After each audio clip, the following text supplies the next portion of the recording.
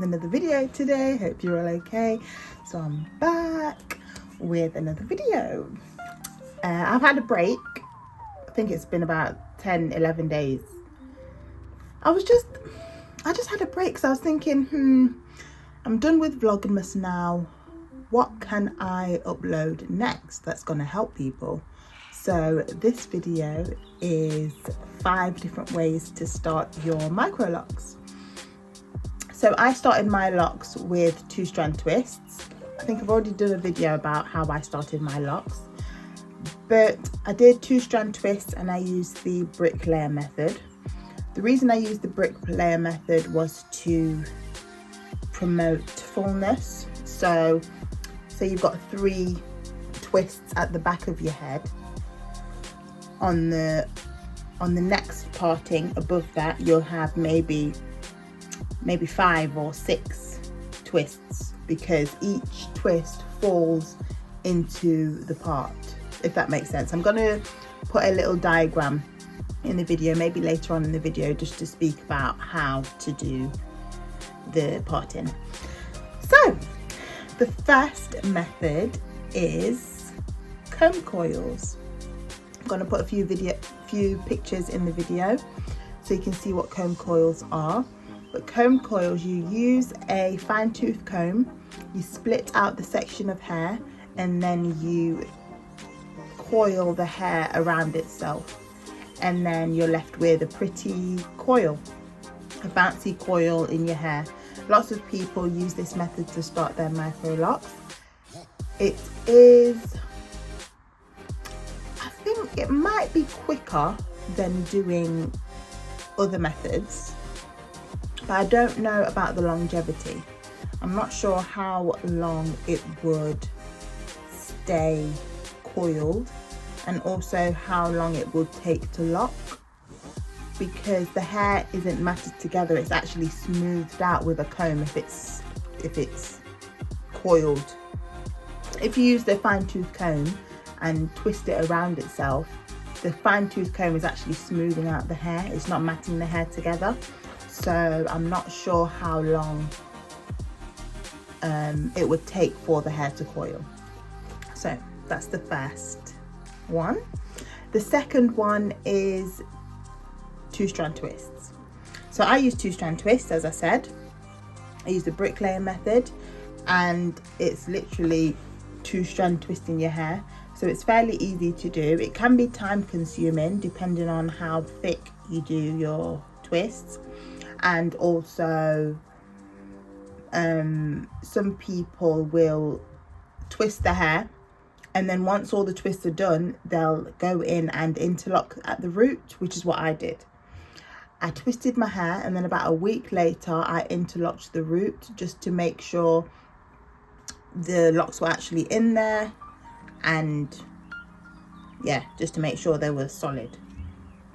I did wait a week after I installed my twist, just to make sure I was happy with the size of them and happy with the parting. But yeah, once I realized I was happy with them, I went in and interlocked. As you can see, I haven't got my locks out at the minute. I've got some braids. I chose to have braids over Christmas and New Year, and I was so excited. And I love them. I was so excited for something different. But yeah, back to the 2-strand twists.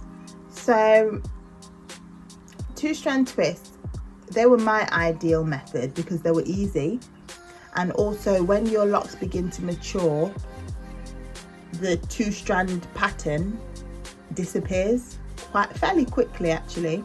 But with braid locks, I wasn't sure how fast that would disappear. You can kind of see the braids in the locks for a while. That's what I was thinking. Also, however, when you're washing your hair, 2-strand twists can unravel. Same as the coils. Washing your hair, the 2-strand twist can unravel. So a lot of people choose to braid and band when they're washing their hair. I chose to braid and band for a while, but then I decided to just wash my hair like normal, so that water could get through my scalp properly, and so it wasn't such a long process. So that's something you have to think about. You have to think about your hair unraveling when you're washing, when you're sleeping, when you're just going about your daily routine, it can unravel, especially around your edges. That can unravel, and around the nape. A few of my locks unraveled in the first year, so I had to re-establish those locks a few times, and plaited a few of the locks around my edges just to make sure they had a stronger foundation. So that's another way to start your locks. The third way is braid locks. So you'd part your hair in whichever parting method you want to try, and then you will do braids, which are 3 strands. So these are braids, and then yeah, you just braid your hair down to the end. But with maintenance, with braid locks, they may not unravel like twists do and like comb coils may, because of the way you've plaited the hair into each other. It's more difficult for it to unravel. So that's another thing to think about. Braid locks may be a way to go for someone who has finer hair, or maybe someone who has a looser curl pattern. My hair is really coily, so twists were perfect for me. But someone who has ringlet curls, or someone who has a softer hair texture, may decide to do braids instead, because it's a stronger foundation. Another way to start micro locks in 2025 is freeform locks. So freeform locks are leaving your hair to do its thing, basically, because I think there's semi-freeform and there's just freeform. Semi-freeform is making the parts and maybe crocheting each part slightly, and then just allowing the parts to just do their thing, leaving them, let them do their thing.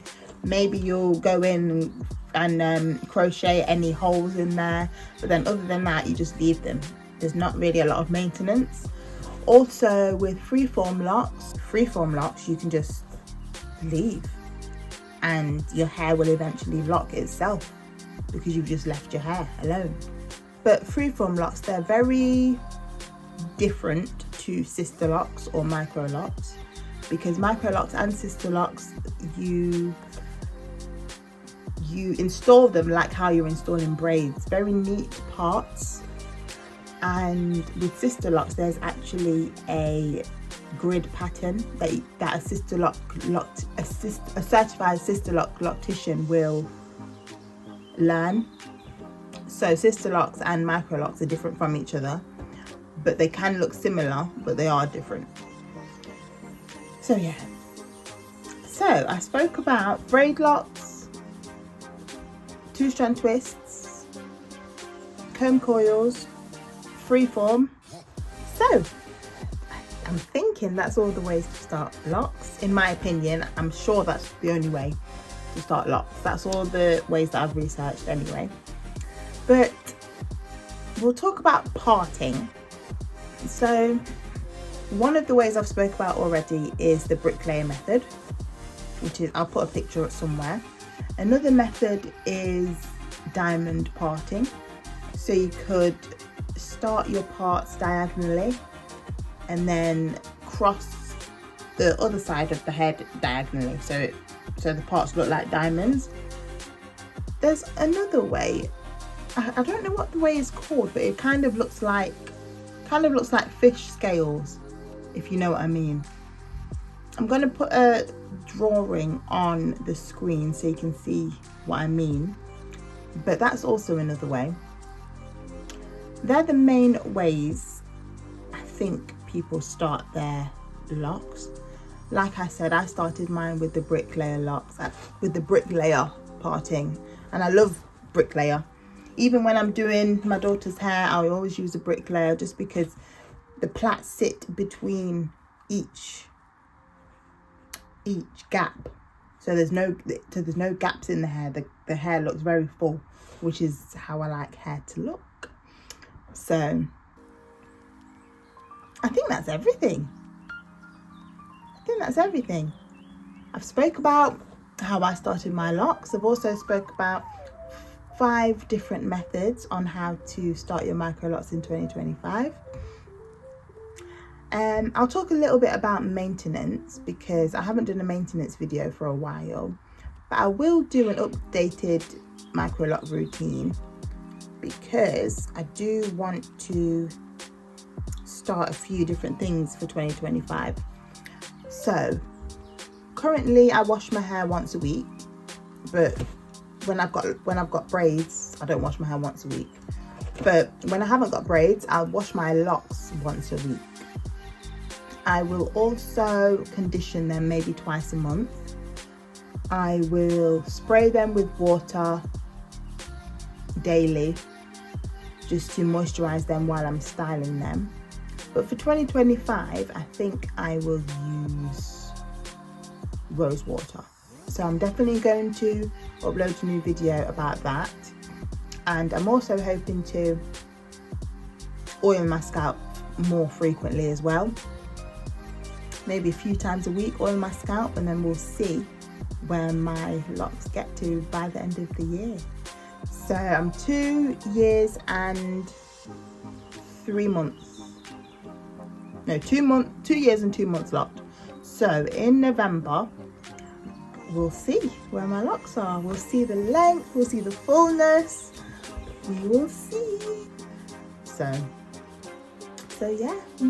And Happy New Year. Happy New Year. I pray God gives you blessings this year. I pray he gives you success in your personal life, success in your self-love journey, success in how you take care of yourself, success in your career, in your relationships with friends, family, a loved one. I pray he gives you everything that you ask for, or everything that he feels you need. Sometimes we ask for things and then we don't really need them, and then we realize that we didn't really need them, but we were just asking for it just because we thought we needed it at the time. So I pray God gives you strength as well in 2025. I pray you realize that your strength is through Christ, not on your own. Your strength is through Christ. Sometimes it can feel like we're not enough. It can feel like we won't succeed. We have all these plans and we feel like they don't come to fruition. But even when your plans don't come to fruition, I can't even speak. Even when your plans don't come to fruition, is that the right word? Fruition. Even when your plans don't succeed, still try again. You just got to try again. And the little micro habits, the little micro plans, the little micro steps in your life, the day-to-day habits that you have will lead to wherever you want to go. Because life, it's not a destination to arrive at, it's about the journey. And if you don't enjoy the journey and you're constantly just waiting to get to that point in the future, then you won't actually be enjoying life, because your life is literally every day. Your life is the tiny steps you make each day. So it's important to remember God within that. If you're a Christian, remember God within that. Remember that he's there always. He never changes based on your behavior. He never changes based on whether you was good that day. He's always there for you. He wants us to be righteous. He wants us to make good choices. He wants us to be wise. But even when you don't make good choices, he's still there for you. He knows humans are not perfect. He wants you to use the gifts that you've got. He wants you to invest in yourself and invest in your life. He wants you to be a steward over your finances. Another thing I'm doing this year is being a steward over my finances, because last year was good in terms of new experiences and doing a lot of fasts. Like first time going Barbados with both my children and my mum. First time going on a solo trip, which I loved. First time doing multiple solo dates, which I loved. I loved it. First time starting a Pilates class. First time, it was just the first time doing a lot of things. First time my children doing a few activity things. Just a lot of firsts for me. And I enjoyed it. I found out that I can do things for the first time and enjoy them. Feel anxious about them, but still do it anyway. And yeah, that was a great experience for me. But you know, when you do all those fasts, you spend a lot of money. So I am trying to be a steward over my finances and to save more this year, and to consider, do I really need this? Do I not? So yeah, I think I'm going to do a few more day trips this year rather than big holidays. So instead of saving towards a holiday, I'm going to just save towards my savings. So yeah, let me know if you guys have any budgeting tips. I do the CAP course, which is Christians Against Poverty. That is a course I don't do it.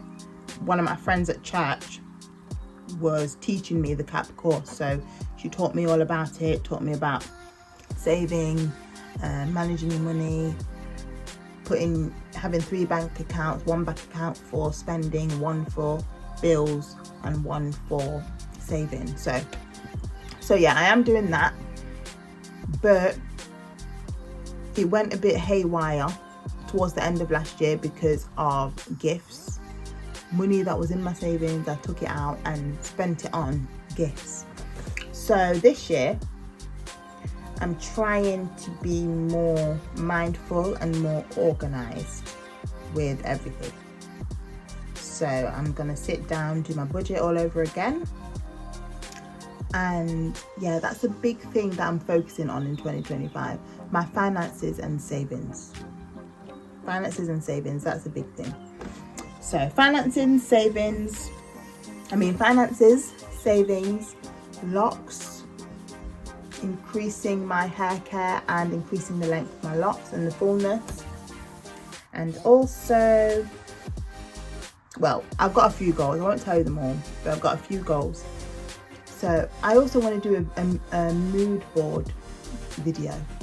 I'm planning on doing a mood board with my children, just to get them involved and just to help them realise that you can plan out different things you want to do in life, and you can establish routines and everything like that. So yeah, that's the end of the video. I have gone off subject like I always do. I feel like I always start the video somewhere and then it just veers off somewhere else. But if you're still here, let me know if you're still watching the video, and let me know if you like videos like this and anything particular you want to see from me in 2025. So yeah. Oh, got a new candle. It's so nice. It lights up. It's got lights in there and it lights up when you put the candle in. So yeah, that's it. Thank you so much for watching. Take care.